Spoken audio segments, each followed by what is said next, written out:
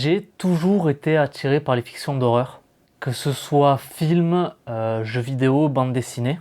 Et même si à l'époque Starship Troopers m'a donné une claque, ou les films aliens qui m'ont fait découvrir une de mes créatures préférées, alors que je suis pas vraiment un ultra fan des films, c'est vraiment Dead Space qui m'a donné cet amour pour l'esthétique de l'horreur spatiale.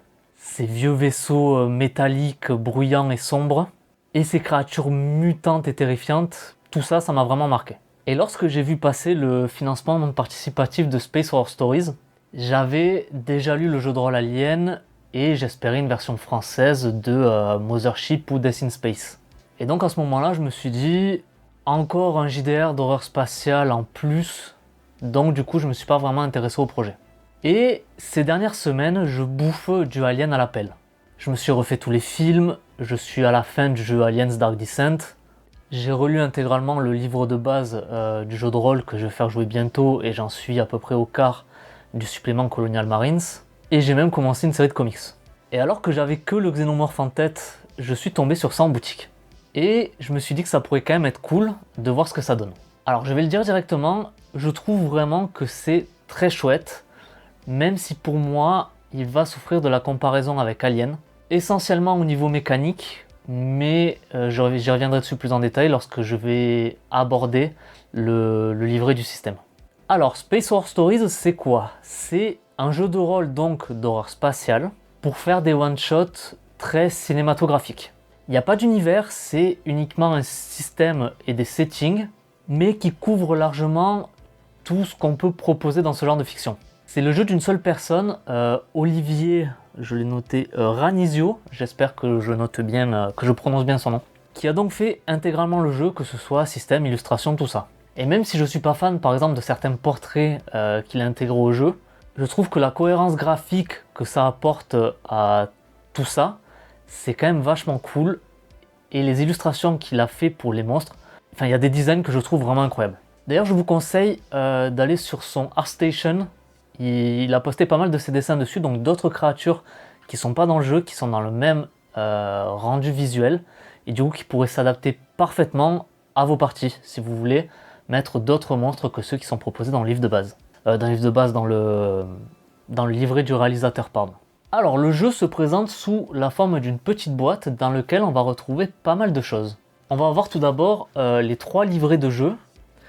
Il y en a un pour le système, un pour les technologies et sites et un pour le réalisateur qui est le meneur de jeu, qui est clairement mon préféré, mais je vais y revenir.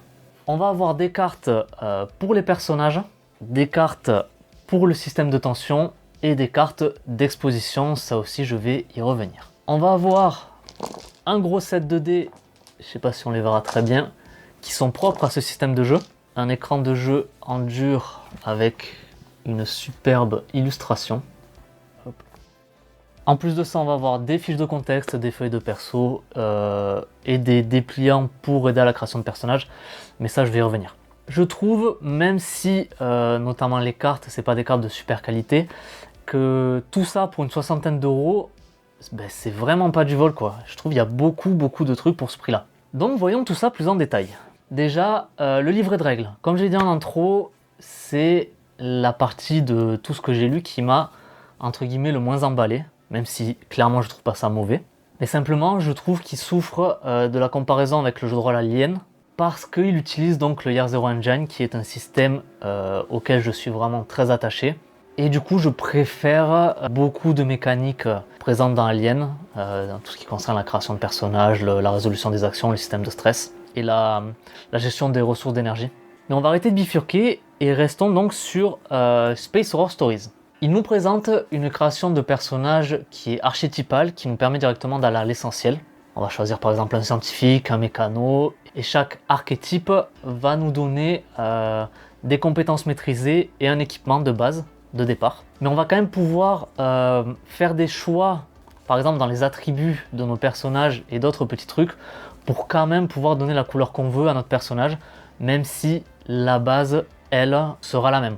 Clairement, je trouve que c'est une bonne idée, ça permet de ne pas perdre de temps. Par contre, il y a un petit truc qui me fait tiquer, c'est qu'en fait les attributs, plus ils sont bas, mieux c'est. Et donc quand on lance les dés pour réussir, il faut que ça soit au-dessus. Bon, c'est pas insurmontable, mais c'est vrai que c'est pas courant, donc voilà, c'est quelque chose qui m'a marqué. Niveau résolution d'action, ça va se jouer avec 3 dés, suivant si on maîtrise ou pas la compétence. Si on maîtrise la compétence, on va jeter 3 d10, si on ne maîtrise pas la compétence, on va jeter 3 d8. Et le but donc, ça va être de faire au-dessus de notre score, de l'attribut qui correspond à l'action qu'on veut faire. Chaque dé qui sera au-dessus, ça correspond à une réussite. Et suivant la difficulté de l'action, ça nécessitera une ou plusieurs réussites. On a aussi des dés 6 qui sont des dés bonus et malus. Si on a des bonus, par exemple on a un bonus de 2, on jette 2d6 et chaque plus va nous donner une réussite. Et inversement pour les malus. On a une mécanique de tension qui est très originale et vachement intéressante. La tension se mesure en fonction du nombre de ces cartes tension qu'on va avoir en main. Et donc si on arrive à un certain seuil, il me semble que c'est 7, il se passe quelque chose de désagréable. Donc le but, ça va être de se débarrasser de ces cartes. Et pour se débarrasser de ces cartes, il faut en gros jouer l'événement qu'il y a dessus. On ne peut pas le faire n'importe quand, il y a un contexte qui est indiqué ici qui est à respecter. Par exemple là, évanouissement, il faut que le contexte ce soit une situation potentiellement terrifiante, traumatisante ou tout juste blessé gravement. Et donc l'effet de savoir si je veux m'en débarrasser, c'est je m'évanouis pendant 10 minutes, à moins que quelqu'un d'autre ne me réveille. Réveiller quelqu'un prend 2 tours. Donc si je joue cette carte, c'est-à-dire je suis HS pendant 10 minutes, mais ça me permet du coup de me libérer des cartes. Et effectivement, c'est un système que j'ai vu nulle part, que je trouve très cool.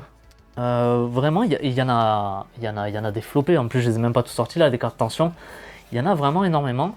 C'est très cool. Je sais pas si elles se valent toutes, c'est vrai que je les ai pas toutes lues, mais celles que j'ai pu regarder en tout cas elles sont vachement intéressantes. Et là voilà, juste le fait de parler notamment de ces cartes tension, ça me donne envie de vraiment l'essayer.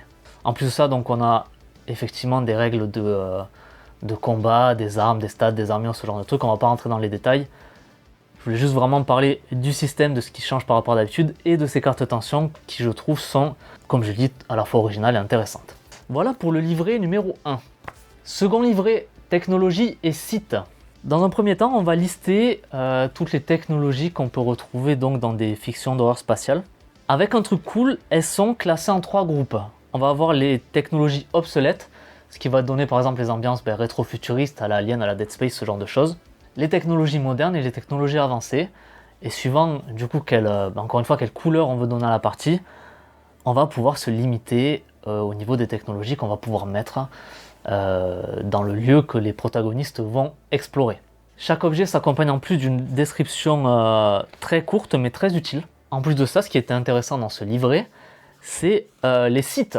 On a différents lieux dans lesquels les parties vont pouvoir se dérouler.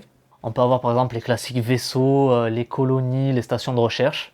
Mais on peut également retrouver des trucs un peu plus exotiques, une station pénitentiaire, un vaisseau de colon, une station orbitale en anneau. D'ailleurs la station orbitale qui, bizarrement, c'est celle qu'on retrouve 2 fois. Il y a 2 lieux qui sont sensiblement identiques en termes de plan et de description. Je sais pas pourquoi ils ont fait ça. C'est étonnant, mais les autres, même celui-là, mais les autres sont quand même très cool. Je vous montrerai en fait chaque lieu occupe une double page du bouquin. Donc à droite, on va avoir le plan et à gauche, on va avoir une description très succincte mais très bien faite avec en plus une légende. Et juste avec ça, on arrive à se projeter dans ce lieu et à imaginer des petites situations bien cool. Après, je pense que quand même j'ai réussi à me projeter aussi facilement parce que comme je le dis, j'en bouffe à l'appel depuis plusieurs semaines. Mais ça n'empêche pas le fait que je pense que ce bouquin est quand même très bien. C'est très sommaire, mais ça va directement à l'essentiel et je trouve ça très cool. Troisième et dernier livret du coffret, le livret du réalisateur, qui m'a mis une petite claque pour plusieurs raisons.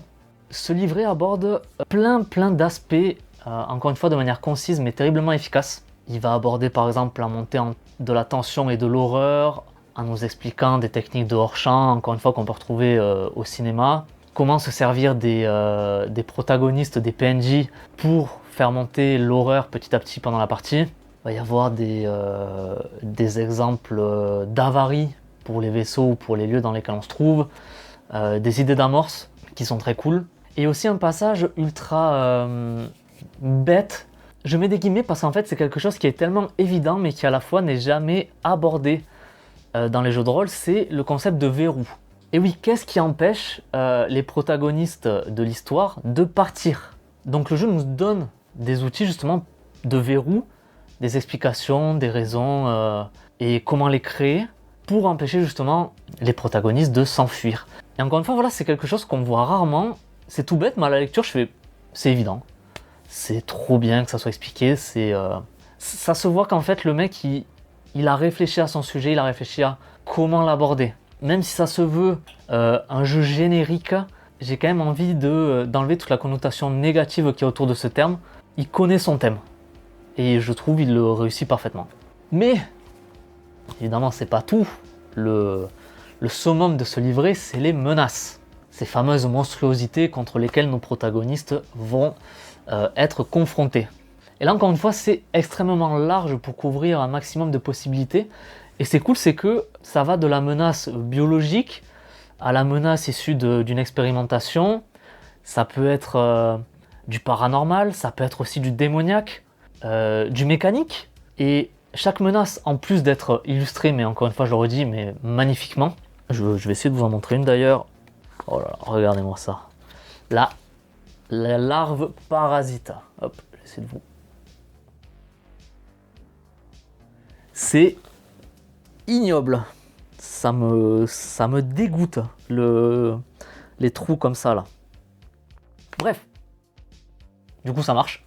Et du coup, cette variété nous fait poser la question de comment on va intégrer ces menaces à nos scénars, parce que c'est pas toujours évident. Par exemple, les fantômes, comment on peut intégrer ça à notre histoire? Et bien, il se trouve que chaque menace est accompagnée de plusieurs choses, dont des origines. Ils expliquent à chaque fois cette menace-là, comment on pourrait la faire intervenir et d'où elle vient. Et en plus, il y en a plusieurs. Par exemple, là, ça peut être un artefact extraterrestre, un incident de laboratoire, une cargaison inhabituelle, sachant qu'on n'est pas non plus obligé de l'expliquer. Elle peut juste se trouver là ou avoir été amenée là. Ça, c'est un truc qui est cool aussi dans ce genre de scénario. On n'est clairement pas obligé de tout connaître de la bestiole qu'on a en face. En plus de ça, il y a des descriptions, il y a des verrous.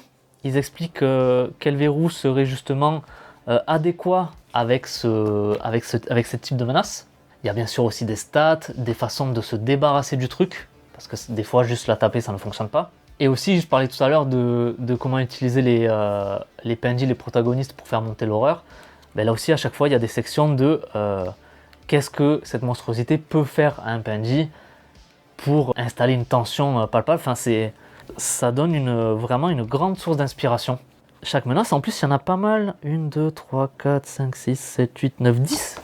10 types de menaces différentes. Ce livret est trop bien. Qu'est-ce qu'on a d'autre? Donc, je l'ai dit, on a des cartes. On a 3 types de cartes. Donc, on a les cartes de PNJ avec d'un côté, on va avoir des portraits et de l'autre, des listes de noms. On va avoir les cartes de tension que je vous ai déjà montrées, pardon. Et on a des cartes d'exposition qui, encore une fois, c'est un truc plutôt cool. C'est des cartes sur lesquelles il y a un secret. On peut jouer avec ou pas. Et il va y avoir aussi des punchlines qu'on va pouvoir balancer pendant des scènes d'exposition qui vont permettre un peu de donner de la couleur aux scènes ou aux personnages. Et au début de la partie, on en pioche 2, il me semble, on garde celles qu'on préfère. Bon, on a les dés que je vous ai montrés tout à l'heure. Bon, c'est pas grand chose, mais il y en a quand même 12. C'est cool de les avoir. On a aussi 2 dépliants identiques qui servent à la fois à la création de personnages, il me semble à la gestion des blessures aussi. Un bloc de feuilles de personnages que je trouve, ma foi, assez chouette. Le design est assez cool. Avant-dernière chose, si j'ai pas oublié mais que j'ai déjà abordé tout à l'heure, l'écran de jeu, donc je vous ai déjà montré l'illustration, je vous la remontre. Et avec derrière, encore une fois une bonne idée, on a donc en 4 volets, on a un volet qui va se concentrer, pareil, sur la table des blessures. Par contre, tout le reste, ça sert à l'ambiance, ça sert à l'amorce, suivant le type de scénario qu'on joue. Je préfère toujours ça, d'avoir des conseils sur l'ambiance derrière un écran de jeu, plutôt que des tables ou alors des règles. Donc encore un point positif pour ce jeu. Et enfin, quelque chose dont j'ai pas parlé, c'est les fiches de contexte. Qui se présentent comme ça. Il y a pas mal de fiches cartonnées qui vont être à chaque fois recto verso et qui vont correspondre à un des lieux qui est évoqué dans le bouquin numéro 2 et qui va être utile pendant la partie. On voit là par exemple équipage d'un vaisseau de transport. Tout autour il y a des espèces d'encoches et c'est là où on va venir placer nos portraits de PNJ. Et donc je sais que pour ce scénario-là, j'aurai besoin de 2 techniciens, d'un contrôleur de consortium, d'un navigateur, etc. Et en plus de ça, sur ces feuilles-là, il y a plusieurs introductions qu'on va pouvoir choisir et aussi une petite liste de scènes d'exposition qu'on va pouvoir mettre en place pendant le scénario. C'est une très bonne idée, très bonne idée, ça mâche énormément le travail. Et en plus, en lisant ça, à chaque fois, j'essayais un peu de faire des mix entre ça et les menaces, et tu te rends compte qu'en fait, il y a énormément de possibilités, sans qu'il y ait de redondance vraiment. J'arrivais facilement à broder autour de ça, et c'est ça qui m'a montré que ce jeu est un excellent outil et qui remplit parfaitement sa promesse de pouvoir proposer facilement des one-shot horrifiques dans l'espace. Et je vais terminer là-dessus. Je vous conseille réellement Space Horror Stories, même si j'ai dit que j'ai pas accroché au système. J'ai quand même vraiment envie de l'essayer. J'espère qu'il va me donner tort. Mais il faut pas oublier qu'en plus d'être un jeu, ça reste une superbe boîte à outils pour faire de l'horreur. Et dans une boîte à outils, on prend ce dont on a besoin. Et encore une fois, je vais quand même l'essayer de la façon dont l'a prévu l'auteur. Et si je trouve que c'est pertinent, je vous ferai peut-être un retour de partie dessus. Petit bémol, mais peut-être qu'il parlera ou parlera pas à certains. Le jeu est fabriqué en Chine, ce qui explique bien sûr son prix très avantageux.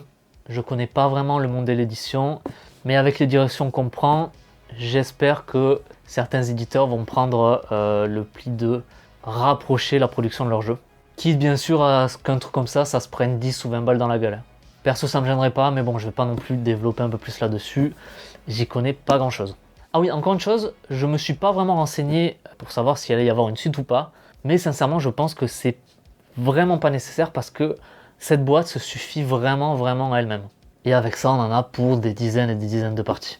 Bref, c'est un projet vraiment très inspirant qui m'a donné envie moi-même d'avancer sur mes projets de jeu qui actuellement sont tous au stade larvaire.